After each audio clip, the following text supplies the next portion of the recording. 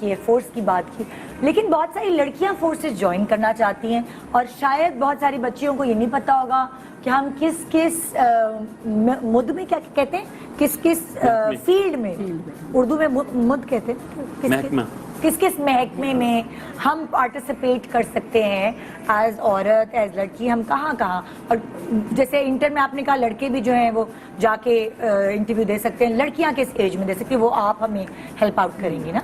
लड़कियां भी इसी तरह इंटर के बाद ही जाती हैं, लेकिन जो मेडिकल में अगर डॉक्टर आप बन चुकी हैं, अगर तो आप डॉक्टर बन चुकी हैं और फिर जाना चाह रही हैं, तो फिर आपको जाते ही ये सारा एग्ज़ाम उसी तरह होता है जैसे कर्नल साहब ने बताया, उसी तरह एग्ज़ाम होगा जिसमें आपका फिज़िकल टेस्ट होगा, आप फिट हैं नहीं हैं, ठीक है। उसके बाद आपका एग्ज़ाम होगा, इंटेलिजेंस टेस्ट होगा कि यहाँ से भी कोई ऑर्गन काम करता है कि नहीं करता है ठीक है।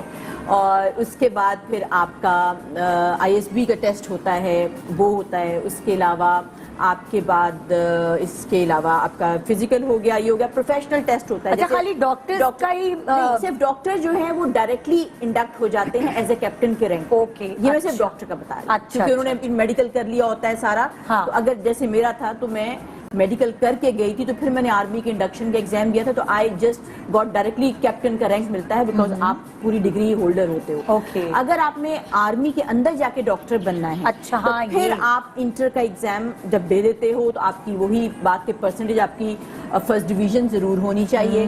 फिर आप आर्मी मेडिकल कॉलेज के लिए अप्लाई करते हो, तो उसमें ये सारे टेस्ट होते हैं। अच्छा। जिसमें आपका फिजिकल, इंटेलिजेंस, एप्टीट्यूड मतलब किस तरह के, लाइक मैं अगर आप बात कर रहे हैं हम आपस में, तो अंदाजा हो जाता है कि ये शख्स, ये लड़की या लड़का, ये कैसी पर्सनैलिटी है, ये क्या बहुत जान दे देगी अपने मुल्क के लिए, अपने लोगों के लिए, या भाग जाएगी जब भी जंग शुरू होगी पीछे से भाग जाएगी ठीक है। तो ये चीजें देखी जाती हैं लड़कों में भी, लड़कियों के अंदर से जज्बा कितना है, ठीक है। छोटी मोटी जैसे इन्होंने बताया कि एयरफोर्स में 6x6 होनी चाहिए, क्योंकि आप इतना बड़ा जहाज लेके जा रहे हो ना, वो भी आपके मुल्क का खजाना है, तो इतना एक उसका कीमती चीज है। आर्मी में अगर हम कहें तो अगर उसने कोई चश्मा लगाया तो हो सकता है, मेडिकल में जा रहा है हो सकता है थोड़ा चश्मा है, छोटी और चीजें, लेकिन अगर दिल में जज्बा नहीं है, आपके अंदर बहादुरी नहीं है, आपके अंदर कुर्बानी का जज्बा नहीं है, फिर तो आपकी बाकी फिटनेस एक तरफ चली जाती है। अच्छा, जैसे आर्मी में तो आप एज डॉक्टर ज्वाइन कर सकते हैं, और कौन कौन से महकमे? एज ए डॉक्टर ज्वाइन कर सकते हैं, एज ए इंजीनियर ज्वाइन कर सकते हैं, एज ए सिग्नल आप उसमें जा सकते हैं, एज सप्लायर, वो जो चेन है उसकी ट्रांसपोर्ट सप्लाई, उसमें जा सकते हैं, कम्युनिकेशन में जा सकते हैं।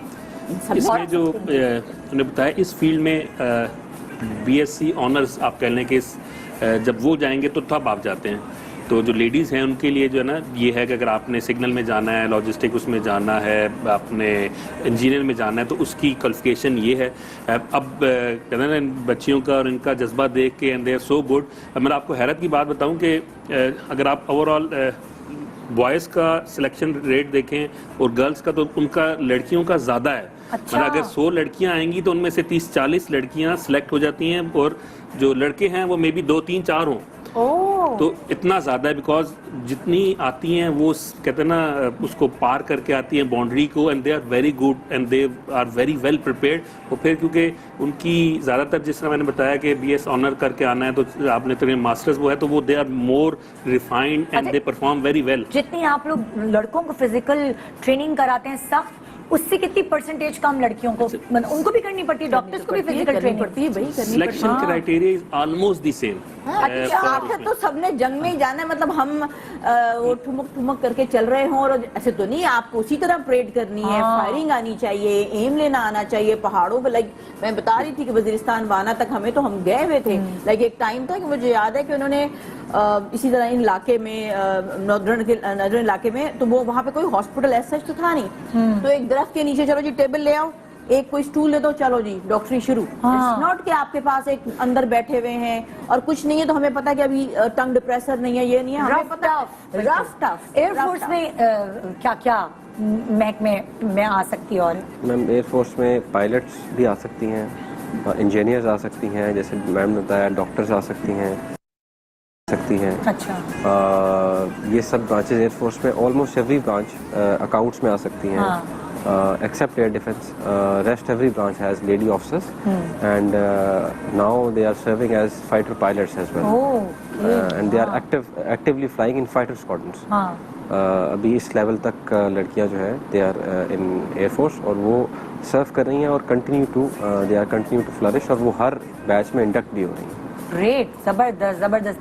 बस कोई नेवी का नहीं है, नहीं तो मैं नेवी के हवाले से भी पूछती कि क्राइटेरिया सेम है, आईएसएसबी एक ही है, ट्राई सर्विसेज है। वही है, because I have been in navy also, तीनों फोर्सेस में मैं रही हूँ, नेवी में भी एग्जैक्टली यही है। अच्छा, एज फार एज ट्रेनिंग की जो आप बात कर रही थी, जो फाइटर पायलट की ट्रेनिंग है वो बिल्कुल एक बेसिस पे होती है, क्योंकि वही जहाज़ मैंने भी लेके जाना है और वही मेरे साथ एक लेडी ऑफिसर ने भी लेके जाना है। तो as a fighter pilot physical training के साथ साथ जो मेंटल ट्रेनिंग और मेंटल स्ट्रेस है उसको कोप अप करने की सलाहियत जो है वो भी हमें ट्रेनिंग में सिखाई जाती है। क्योंकि आप एक जहाज़ में अकेले बैठे होते हैं, आपके साथ 2-3 और आपके कोलीग्स फ्लाई कर रहे होते हैं, and you are pitched against an enemy, और एक एयर स्पेस है और आपने उसको डिफेंड करना है, and you are given with weapons और दे आर नाउ मॉडर्नाइज्ड, और उस गैजेटरी को हैंडल करना उस स्ट्रेस लेवल के अंदर उसके लिए मेंटल स्ट्रेंथ की बहुत ज़रूरत है, और उसकी ट्रेनिंग भी उसी तरह होती है लड़कियों की जिस तरह हमारी होती है, और वो अभी तक एयरफोर्स पे बहुत अच्छा काम कर रही हैं और इंशाल्लाह करती रहेंगी। जबरदस्त जबरदस्त।